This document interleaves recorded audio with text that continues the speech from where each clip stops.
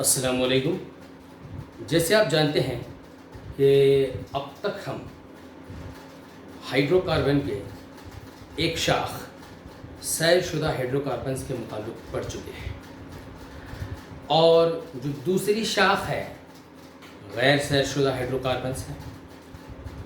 ये तमाम जो आते हैं वो खुली जंजीरी हाइड्रोकार्बन कहलाते हैं। बंद जंजीरी हाइड्रोकार्बन में हम देख चुके हैं कि एलिसाइक्लिक हाइड्रोकार्बन्स आते हैं जो वीडियो पार्ट 3 में बताया गया है। तो आज हम जो मुताला करने वाले हैं वो ऑर्गेनिक केमिस्ट्री की सबसे अहम शाख है या ऑर्गेनिक केमिस्ट्री का सबसे अहम जुज़ जिसको हम कह सकते हैं वो है aromatic hydrocarbons. Aromatic hydrocarbons organic chemistry की सबसे अहम शाख मानी जाती है। क्यों मानी जाती है?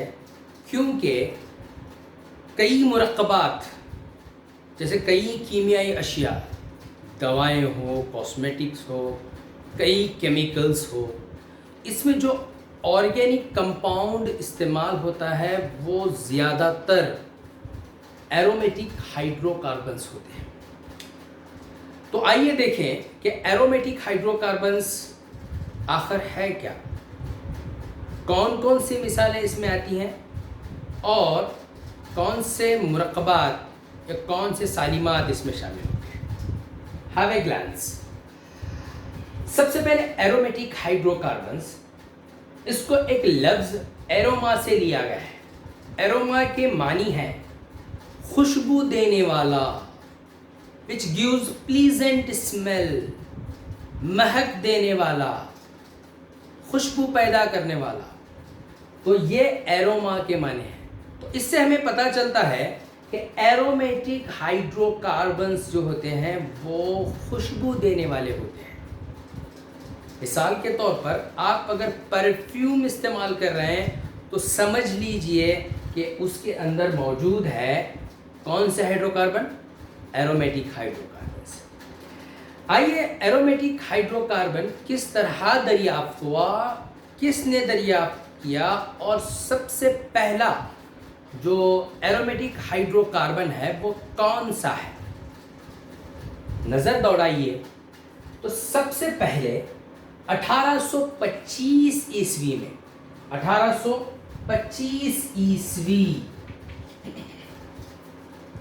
एडी में Michael Faraday is one of the most famous scientist. इनके तजुर्बात फिज़िक्स में भी हैं, मैग्नेटिज्म में हम फैराडेज के एक्सपेरिमेंट लॉज पढ़ चुके हैं। तो यहाँ पर इल्म कीमिया में भी इनकी एक दरियाफ्त है। वो ये है कि सबसे पहले माइकल फैराडे ने एक एरोमेटिक हाइड्रोकार्बन 1825 में एक एरोमेटिक हाइड्रोकार्बन जो सबसे पहला एरोमेटिक हाइड्रोकार्बन दरियाफ्त हुआ वो है बेंजीन। इसका नाम है बेंजीन, जिसको हम कहते हैं, यहाँ पर भी लिखा हुआ है बेंजीन। बेंजीन को इसने कोल से, कोलटार सुने होंगे आप, कार्बन के मुरक्कबात से हासिल किया, कोल से दरियाफ्त किया।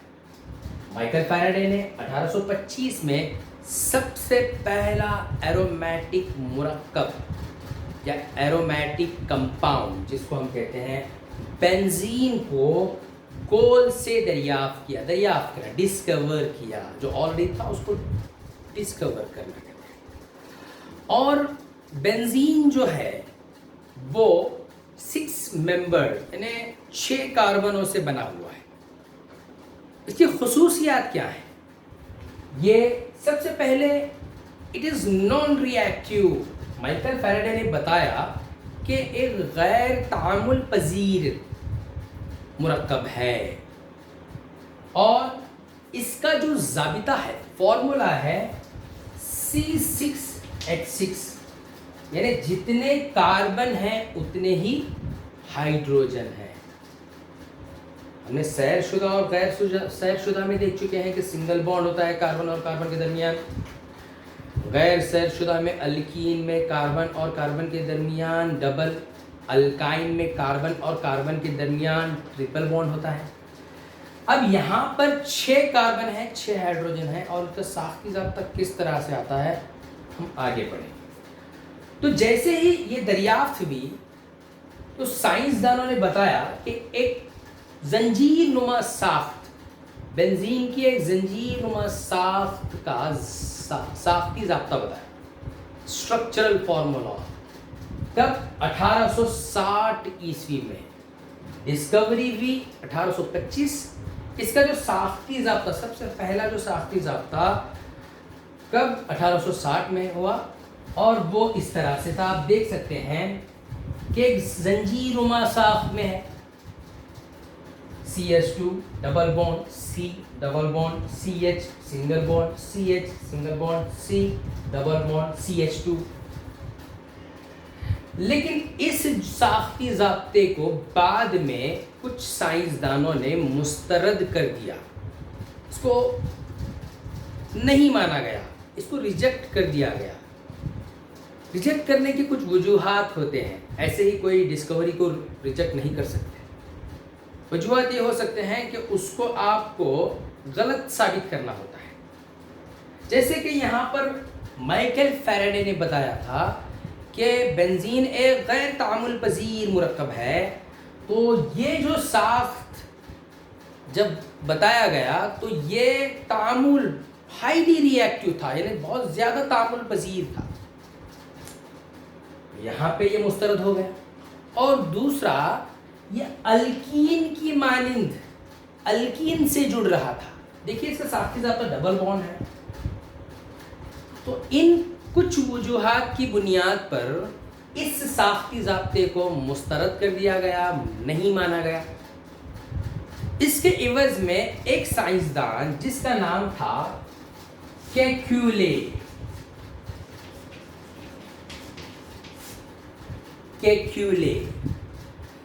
जिसने 1865 ईस्वी में in 1865 he has made another structural formula of benzene। Benzene की एक अलग रिंगनुमा साख्त, बंद जंजीरी साख्त पेश, वो ये है।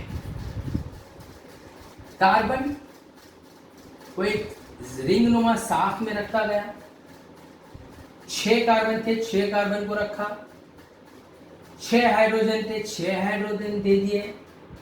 लेकिन जैसे कि आप जानते हैं कि हर कार्बन की जो गिरफ्त होती है वो 4 है। अगर यहाँ पर आप गौर करें, मान लीजिए अगर हम सभी कार्बन को 6 कार्बन को 6 हाइड्रोजन दे देंगे तो 1 इलेक्ट्रॉन आज़ाद बच जाएगा, 1 इलेक्ट्रॉन आज़ाद बच जाएगा।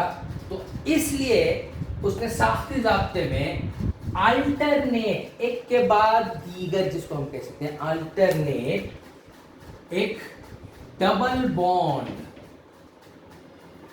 डबल बंदिश कार्बन के साथ 2 pair, the 2 pair of sharing of electron takes place between the carbon and carbon। Alternate. अब आप गौर करें, हर कार्बन की गिरफ्त 4 हो गई या नहीं हो गई?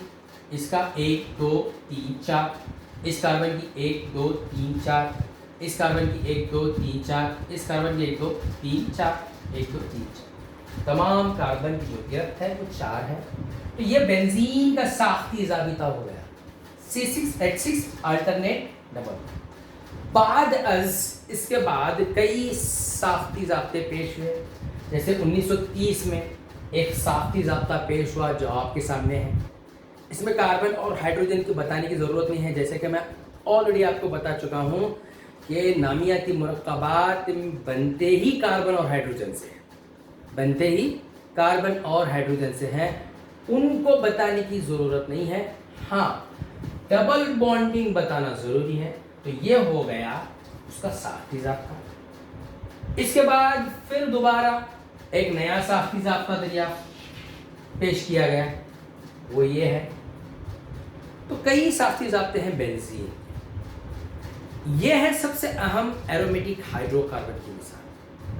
और एक एरोमेटिक हाइड्रोकार्बन की मिसाल हम देखेंगे। मान लीजिए ये हमारे पास जो नजर आ रहा है ये बेंजीन है।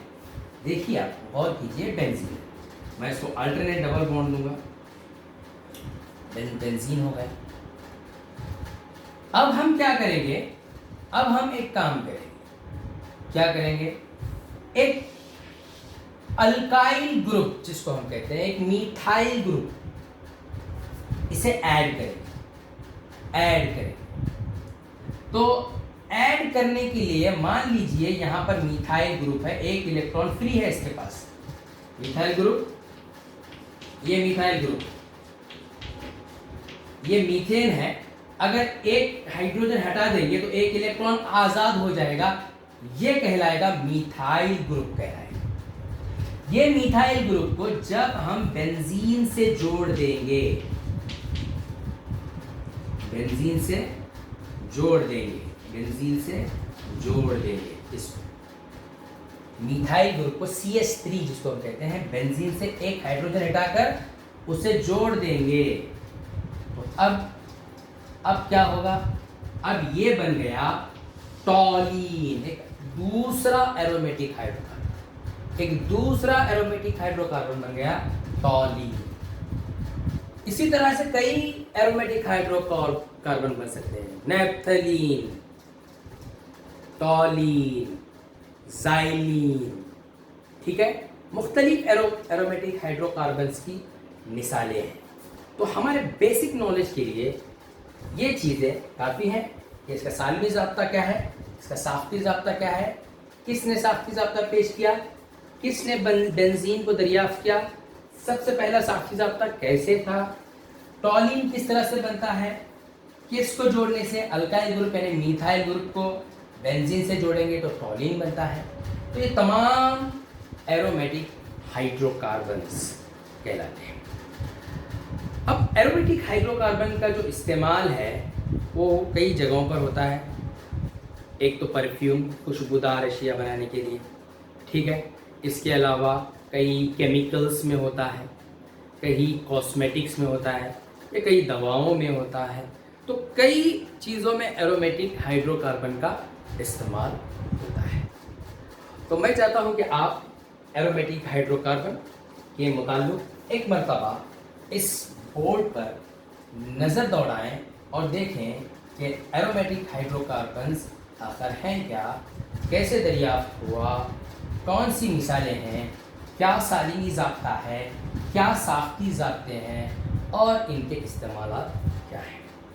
इंशाअल्लाह इन नेक्स्ट वीडियो हम देखेंगे हाइड्रोकार्बन का सबसे अहम कॉन्सेप्ट, वो है फंक्शनल ग्रुप या हेटेरो एटम्स हम कह सकते हैं। अगर हाइड्रोकार्बन के साथ अल्केन, अल्कीन, अल्काइन, सिर्फ कार्बन और हाइड्रोजन है, हाइड्रोकार्बन में सिर्फ कार्बन और हाइड्रोजन है, इनके साथ अगर दीगर कोई और एलिमेंट, कोई और उनसर जुड़ जाता है तो उस वक्त उनकी केमिकल कॉम्पोजिशन यानी कीमियाई खुसूसियात में क्या कोई तब्दीली होती है, क्या उनके खुसूसियात तब्दील हो जाते हैं, क्या उनके साख्ती ज़ाब्ते में तब्दीली आती है, उसके मुताल्लिक़ मज़ीद हम अगले वीडियो यानी पार्ट 5 ऑफ हाइड्रोकार्बन्स उसमें हम पढ़ेंगे।